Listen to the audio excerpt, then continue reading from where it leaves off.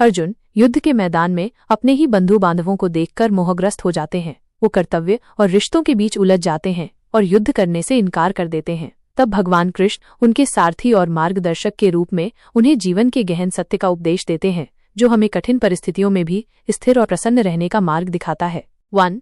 कर्मयोग, कर्तव्य का पालन और फल की आसक्ति का त्याग। भगवान कृष्ण कहते हैं, कर्मण्येवाधिकारस्ते मा फलेषु कदाचन मा कर्म फलहेतुर्भूर्माते। भगवद गीता अध्याय 2 श्लोक 47।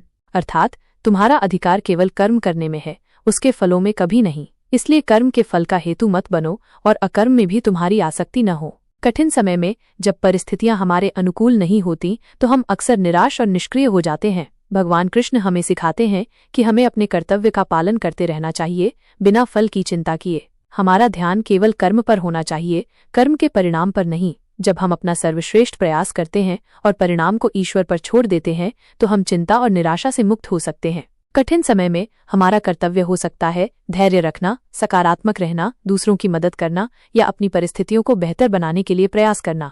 इन कर्मों को बिना किसी स्वार्थ या फल की आसक्ति के करने से हमें आंतरिक शांति और संतोष प्राप्त होता है, जो खुशी का आधार है। 2. स्थित प्रज्ञता, सुख दुख में समान रहना।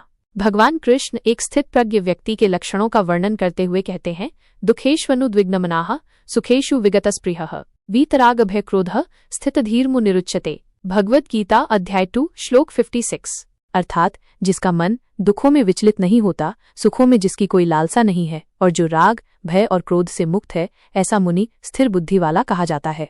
जीवन में सुख और दुख आते जाते रहते हैं। कठिन समय दुखों का काल होता है। भगवान कृष्ण हमें सिखाते हैं कि हमें इन दुखों से विचलित नहीं होना चाहिए और सुखों में अत्यधिक आसक्त नहीं होना चाहिए। एक स्थित प्रज्ञ व्यक्ति सुख और दुख दोनों को समान भाव से देखता है। वह जानता है कि ये बाहरी परिस्थितियां हैं जो बदलती रहती हैं, लेकिन उसकी आंतरिक शांति और स्थिरता अटूट रहती है।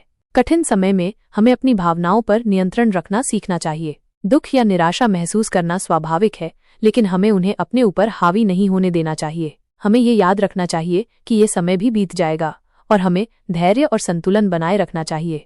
3. अनासक्ति, वस्तुओं और संबंधों से मोह का त्याग। भगवान कृष्ण कहते हैं, ध्यायतो विषयान् पुंसः संगस्तेषुपजायते संगात् संजायते कामः क्रोधात् भवति सम्मोहः सम्मोहात् स्मृति विभ्रमः स्मृतिभ्रंशात् बुद्धिनाशो बुद्धिनाशात् प्रणश्यति। भगवद गीता अध्याय 2 श्लोक 62-63।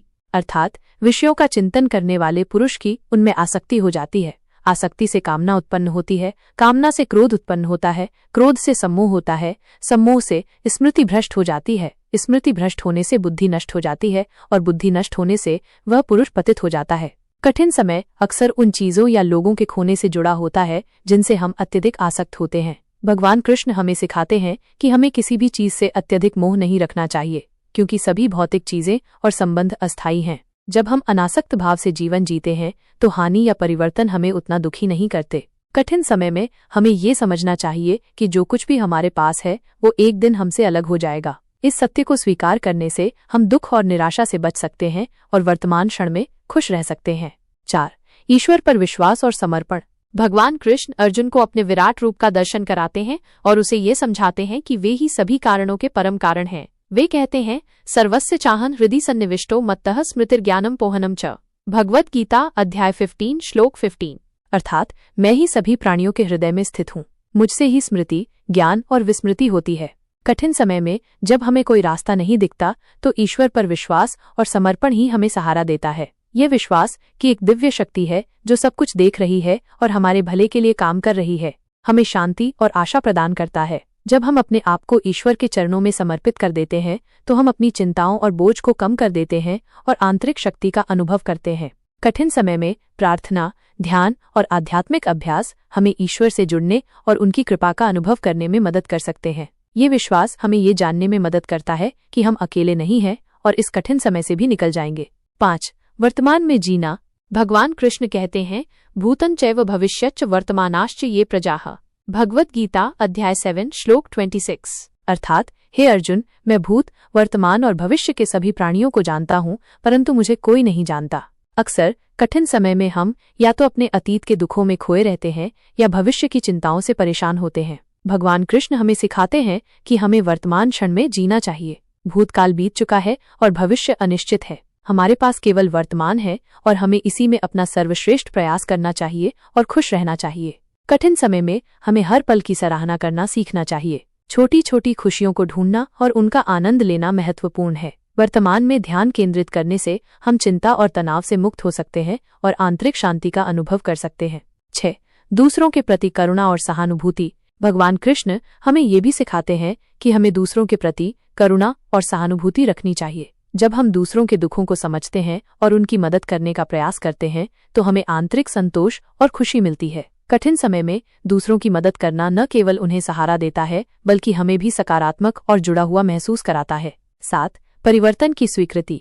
भगवान कृष्ण प्रकृति के परिवर्तनशील स्वभाव का वर्णन करते हैं। वे कहते हैं, जातस्य ही ध्रुवो मृत्युर्ध्रुवम जन्म मृतस्य च न त्वं शोचितुमर्हसि। भगवद गीता अध्याय 2 श्लोक 27। अर्थात क्योंकि जो जन्मा है निश्चित है और जो मरा है उसका जन्म निश्चित है, इसलिए जो अपरिहार्य है उसके लिए तुम्हें शोक नहीं करना चाहिए। जीवन में परिवर्तन एक शाश्वत सत्य है। कठिन समय भी एक परिवर्तन है जो आएगा और जाएगा। इस सत्य को स्वीकार करने से हम प्रतिरोध और निराशा से बच सकते हैं। हमें ये समझना चाहिए कि हर अंत एक नई शुरुआत का प्रतीक है और हमें धैर्य और आशा के साथ परिवर्तनों का सामना करना चाहिए। निष्कर्ष, भगवान कृष्ण का उपदेश हमें सिखाता है कि सच्ची खुशी बाहरी परिस्थितियों पर निर्भर नहीं करती बल्कि हमारी आंतरिक स्थिति पर निर्भर करती है। कठिन समय में भी खुश रहने के लिए हमें कर्मयोग का पालन करना चाहिए, स्थित प्रज्ञ रहना चाहिए, अनासक्ति का अभ्यास करना चाहिए, ईश्वर पर विश्वास रखना चाहिए, वर्तमान में जीना चाहिए, दूसरों के प्रति करुणा रखनी चाहिए और परिवर्तन को स्वीकार करना चाहिए।